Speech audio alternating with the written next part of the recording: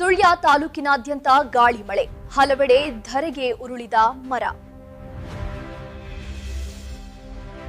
ಸುಳ್ಯ ತಾಲೂಕಿನಾದ್ಯಂತ ಬಿರುಸಿನ ಗಾಳಿ ಮಳೆಯಿಂದಾಗಿ ಹಲವೆಡೆ ನಾಶನಷ್ಟ ಸಂಭವಿಸಿದೆ. ಗುರುಂಪುವಿನಲ್ಲಿ ಮನೆಯೊಂದರ ಮೇಲೆ ತೆಂಗಿನ ಮರ ಉರುಳಿ ಬಿದ್ದಿದೆ. ಗುರುಂಪು ನಿವಾಸಿ ಮುನೀರ್ ಎಂಬುವವರ ಮನೆಗೆ ಮರ ಬಿದ್ದು ಮನೆಯ ಮೇಲ್ಛಾವಣಿ ಹಾಗೂ ಗೋಡೆಗೆ ಹಾನಿಯಾಗಿದೆ. ಅದೃಷ್ಟವಶಾತ್ ಮರ ಬೀಳುವ ಸಂದರ್ಭದಲ್ಲಿ ಮನೆಯ ಬಳಿ ಯಾರೂ ಇರಲಿಲ್ಲ. ಹೀಗಾಗಿ ಯಾವುದೇ ಪ್ರಾಣಾಪಾಯ ಸಂಭವಿಸಿಲ್ಲ. ಹಾಗೆ ಸಂಪಾಜೆಯಲ್ಲೂ ಕೂಡ ಮಳೆಯ ನರ್ತನ ಮುಂದುವರೆದಿದ್ದು, ಇಲ್ಲಿನ ನಿವಾಸಿ ಪೆಲ್ತಡ್ಕದ ಚಂದ್ರಾವತಿ ಹಾಗೂ ಗೂನಡ್ಕ ನಿವಾಸಿ ರಾಜ ಅವರ ಮನೆಗಳ ಮೇಲೆ ತೆಂಗಿನ ಮರ ಬಿದ್ದು ಮನೆಗಳು ಸಂಪೂರ್ಣವಾಗಿ ಹಾನಿಯಾದ ಘಟನೆ ವರದಿಯಾಗಿದೆ.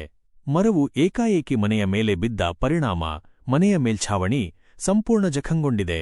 ಇನ್ನೂ ಎಲಿಮಲೆಯ ನೂರುಲ್ ಹುದಾ ಮದ್ರಸ ಕಟ್ಟಡದ ಮೇಲೆ ತೆಂಗಿನ ಮರವೊಂದು ಮುರಿದು ಬಿದ್ದ ಘಟನೆ ವರದಿಯಾಗಿದೆ.